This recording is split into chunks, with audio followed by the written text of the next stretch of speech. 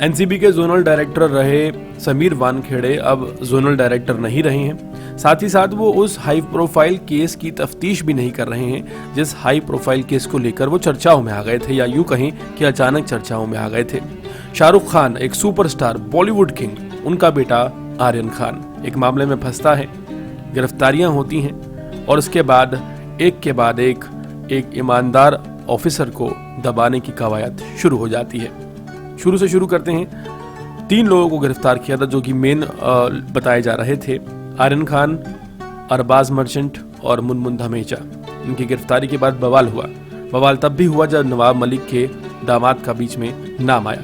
वही नवाब मलिक जो किसी समय कबाड़ी का काम किया करते थे और एक ऐसी प्रॉपर्टी जो उन्होंने सरदार वली खान से खरीदी थी, जो कि मुंबई बम ब्लास्ट में इनका हाथ है, और वो 20 लाख रुपए में उन्हें 3 एकड़ जमीन बेच गए, और वो भी एक ऐसे पॉश इलाके में जिसे गोवा वाला कंपाउंड कहा जाता है। सोचने वाली बातें बहुत सारी हैं, धीरे धीरे परतें खुल रही हैं। इस मामले में ये बात भी सामने आई है कि एक के बाद एक किस तरह एक अधिकारी को टारगेट किया गया, उसकी साली पर, उसकी वाइफ पर, उसकी पिछली वाइफ पर, उसके पिछले ससुराल वालों पर, उसके पिता पर, उसकी माँ पर, सभी पर एलिगेशन के बाद एलिगेशन। हर एलिगेशन का जवाब दिया। उन्होंने अपनी साली को लेकर बताया कि उनकी साली के ऊपर जो ड्रग्स के आरोप लगे थे वो 2008 में लगे थे और 2016 में उनकी शादी क्रांति रेडकर से हुई थी।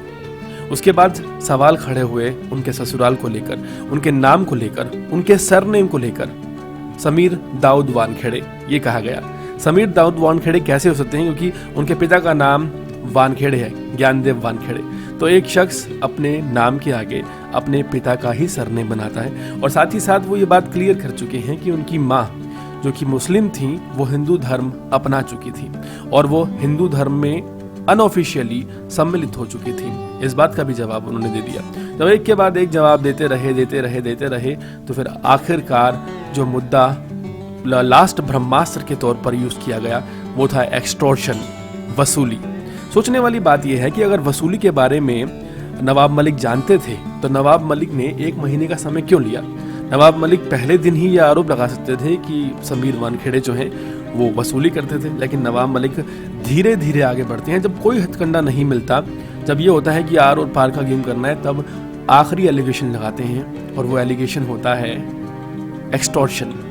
उसमें भी बात बनती नजर नहीं आ रही, दाल गलती नजर नहीं आ रही, और अब लगता है कि जल्द ही जो नवाब मलिक हैं वो ये साबित कर देंगे कि समीर वानखेड़े कार्लिया क्रूज पर ड्रग्स ले रहे थे और साहबजादे सुपरस्टार शाहरुख खान के आर्यन खान उन्हें पकड़ने गए थे, और ये बात हमें माननी पड़ेगी।